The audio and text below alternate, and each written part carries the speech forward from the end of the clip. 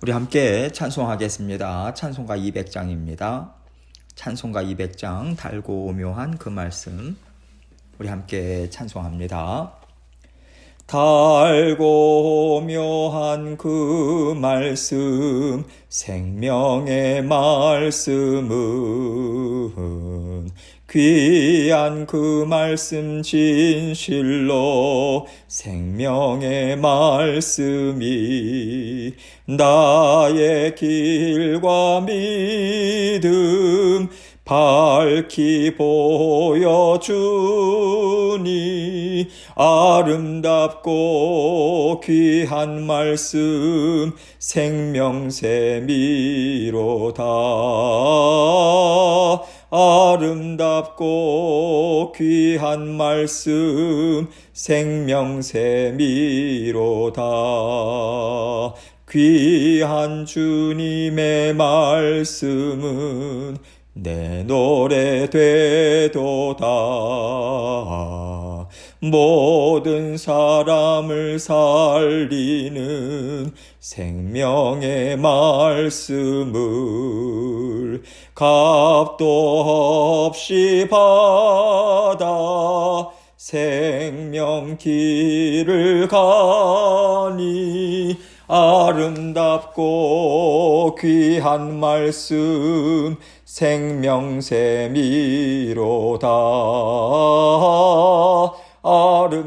아름답고 귀한 말씀 생명샘이로다.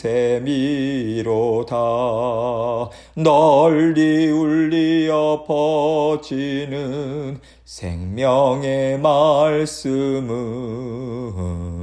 마음의 용서와 평안을 골고루 주나니 다만 예수 말씀 듣고 복을 받네. 아름답고 귀한 말씀 생명샘이로다. 아름답고 귀한 말씀 생명샘이로다.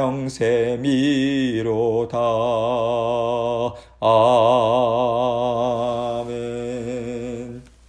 기도하겠습니다. 하나님 아버지 감사합니다. 날마다 아버지 하나님께서 저희에게 말씀을 들려주셔서 감사합니다. 사랑하는 모든 성도님들 아버지 하나님의 말씀 앞에서 성령을 의지하고 아버지 하나님 말씀을 깨달아 알며 아버지 삶 가운데 영적 분별력을 가지고 든든히 또 견고하게 아버지 믿음의 여정을 걸어갈 수 있도록 도와주옵소서. 삶의 모든 여건들 너끈히 감당할 수 있는 힘과 능력 또한 아버지 하나님 말씀을 통해서 공급해 주시고 우리에게 영의 아버지 하나님 풍성한 양식을 날마다 베풀어 주시고 깨닫게 해주셔서 아버지 하나님의 말씀의 사람들로 아버지 믿음의 용사들로 날마다 성장해 가는 아버지 저희 모두가 될 수 있도록 은혜 베풀어 주옵소서. 주의 몸된 교회가 주님의 말씀에 기초 위에 든든히 서나갈 때 하나님께서 부어주시는 수많은 영혼들에게 생명을 전하고 증거하고 아버지 증언하는 하나님의 믿음의 자녀들 될 수 있도록 아버지 하나님께서 은총 베풀어 주옵소서. 오늘도 아버지 하나님께서 말씀을 통해서 우리 각자에게 들려주시는 주님의 음성이 있으리라 믿습니다.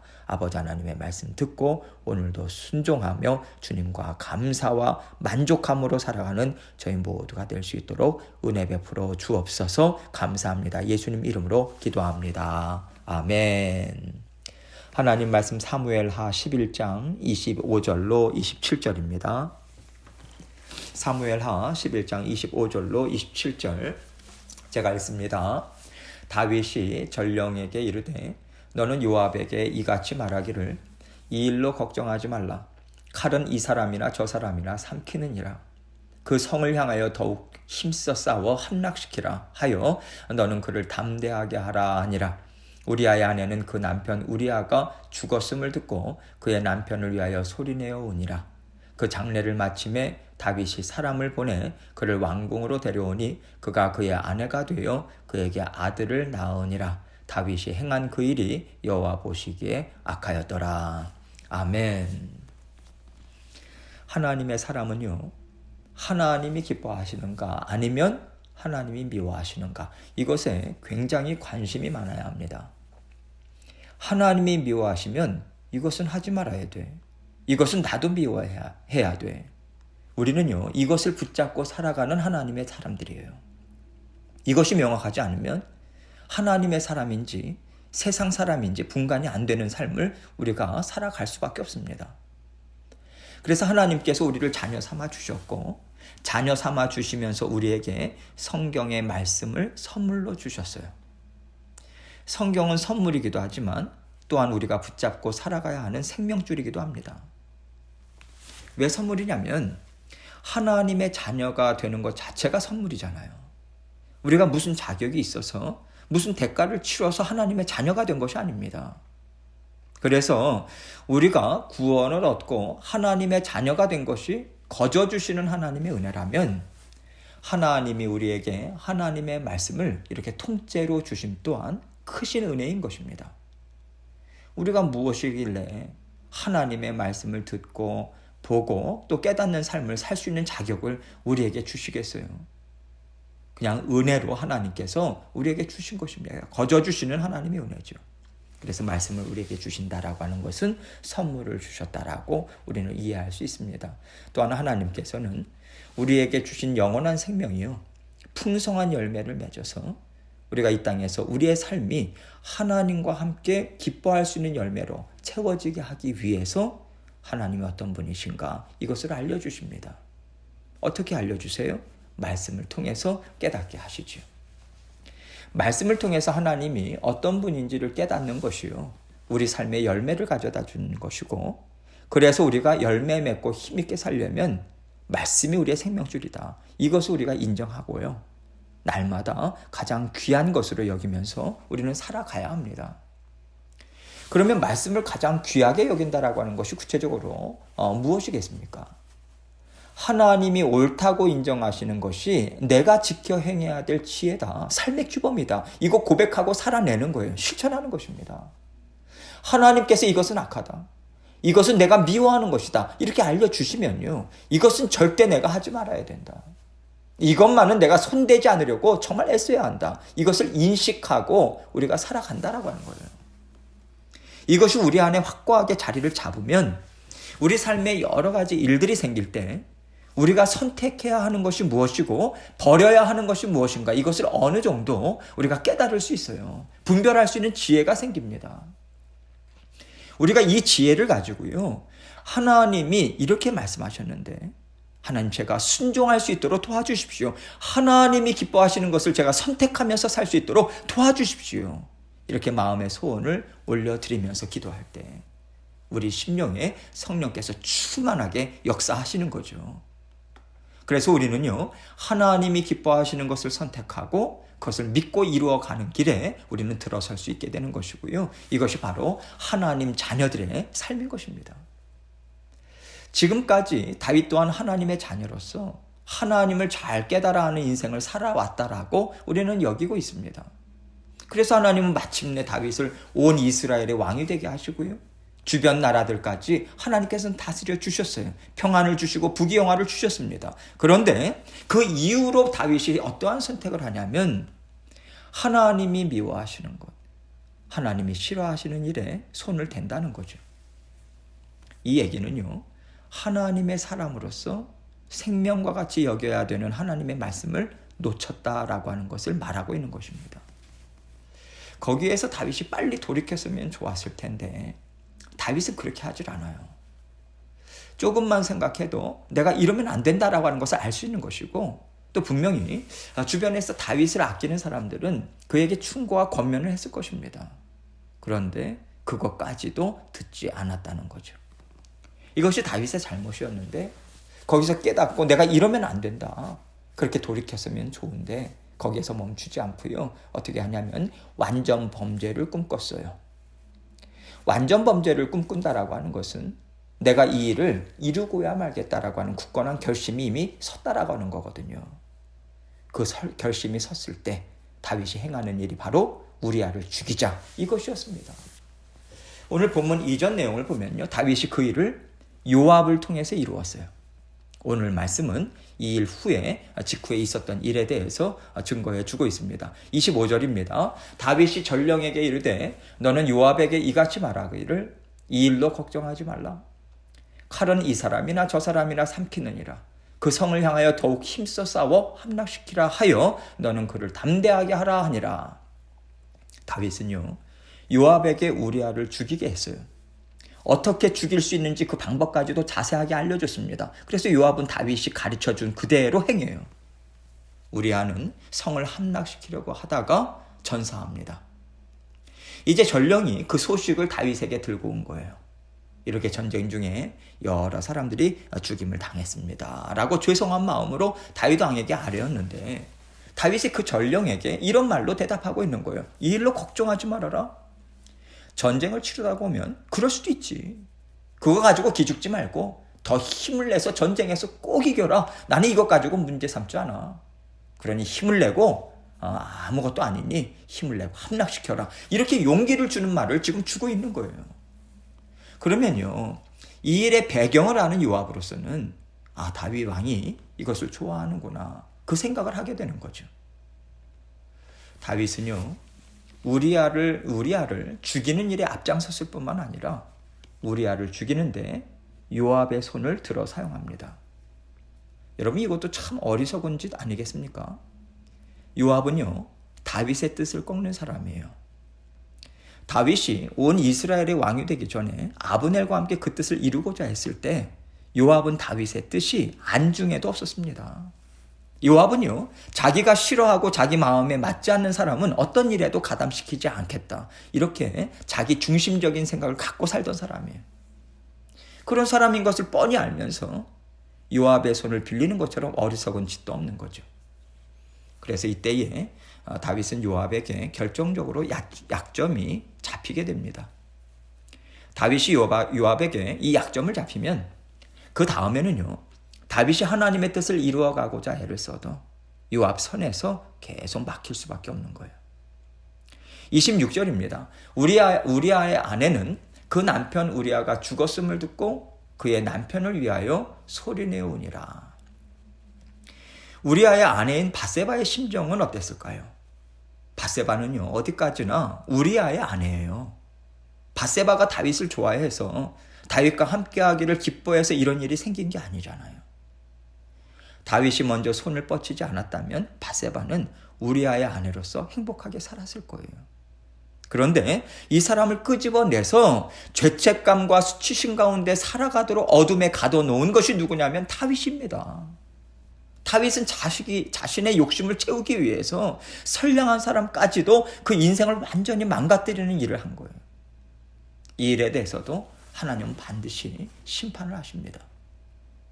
그래서 우리가 어떤 죄를 저질렀을 때 그 죄를 무마하려고 하지 말고요, 그 죄를 하나님 앞에 들고 나아가야 합니다. 하나님은 빛이세요. 하나님 말씀 앞에서 내 마음, 내가 저지른 일, 이것들을 생각하면 너무 부끄럽겠죠. 모든 것이 다 드러날 수밖에 없으니까요. 하나님께서 낱낱이 깨닫게 해주시거든요. 내가 손으로 행한 것뿐만 아니라 내 눈빛, 내 마음의 동기, 스쳐 지나가는 생각까지도 하나님께서 다 드러내 주시면 우리가 얼마나 괴롭겠습니까? 얼마나 부끄럽겠어요? 그런데 괴로워도 하나님 앞에서 낱낱이 죄를 깨달아서요, 하나하나 회개하고 씻김 받고 하나님 앞에서 해결을 받았을 때 우리는요, 죄의 올무에서 해방되는 기쁨과 평안을 맛볼 수 있습니다. 나만 평안하고 기쁜 것이 아니에요.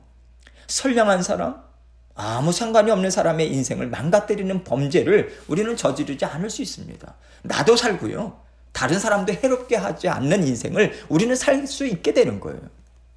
그런데 깨닫지 못해서 죄의 올무에 갇히게 되면 나만 죽는 게 아닙니다. 내 주변 사람들까지 죄의 영향 아래서 살게 할 수 있다라고 하는 것을 지금 말씀은 분명하게 드러내 보여주고 있죠. 27절입니다. 그 장례를 마침에 다윗이 사람을 보내 그를 왕궁으로 데려오니 그가 그의 아내가 되어 그에게 아들을 낳으니라. 다윗이 행한 그 일이 여호와 보시기에 악하였더라. 장례를 마치자 이제 다윗은 사람을 보내서 바세바를 왕궁으로 데려옵니다. 그럴 수밖에 없는 것이 지금 목적이요. 자신의 행한 일을 은폐하는 거잖아요. 그 목표를 이루는 데 있어서 다윗은 지금 다른 사람의 감정, 상황, 안중에도 없습니다. 그래야 그 아이가 다윗과 밧세바 간의 정상적인 관계에서 낳은 아이로 인정받을 수 있기 때문에 그렇죠. 그렇게 해서 밧세바는 다윗의 아내가 돼요. 아이를 낳았는데 그것도 아들을 낳습니다. 아니 어떻게 이렇게 순탄할 수가 있을까? 이런 생각이 우리에게 들죠. 다윗이 범죄를 저질렀는데 아이까지 건강하게 낳는다 이 말입니다. 말이 안 되는데 하나님이 이 일을 허락하세요. 그런데 성경은 지금 어떻게 증언하고 있냐면 다윗이 행한 그 일이 여호와 보시기에 악하였더라. 우리가 눈으로 볼 때는요. 지금까지 다윗이 이루고자 하는 일들이 아주 부드럽게 이루어졌어요. 계획한 대로 일이 다 이루어졌거든요. 그럼에도 불구하고 하나님은 이미 악하다고 판단을 하고 계시다라고 하는 것을 우리는 주목해 봐야 합니다. 악한 생각을 하고 계획을 세워서 했는데 그 일이 이루어진 거예요. 그러면 이제 다 됐다고 생각하겠죠. 그러나 하나님께서는 이미 마음을 저울에 달아보고 계시기 때문에 그때마다 선택을 할 때마다 하나님께서는 악하다는 판결을 주시면서 다윗이 그 일을 이루도록 허락하고 계셨다. 이 말을 지금 전해주고 있는 거예요. 그래서요. 여러분 일이 된다라고 하는 것으로 하나님이 기뻐하신다라고 우리가 생각하거나 일이 안 되는 것으로 하나님이 싫어하신다 이 판단을 하는 것은요. 사실은 정확하지 않을 수 있습니다. 가장 정확한 것은 무엇이냐면 내 영이 깨어 있어서 부지런히 하나님의 말씀에 내 생각과 마음을 비추어 보는 거예요. 우리의 영의 거울인 말씀에 비추어서 우리의 심령 상태를 분별하는 것입니다. 그리고 분별하는 가운데 하나님께서 지금 일을 어떻게 이루어 가시는가 주변 사람들을 보고 또 주변의 환경들을 보면서 하나님의 일하시는 손길이 보이거든요. 그것을 쫓아가는 거예요. 뒤를 쫓아가는 거예요. 이것이 정확합니다. 말씀과 더불어 우리의 심령을 살펴보고 하나님께서 일을 어떻게 이루어가는가 이것입니다.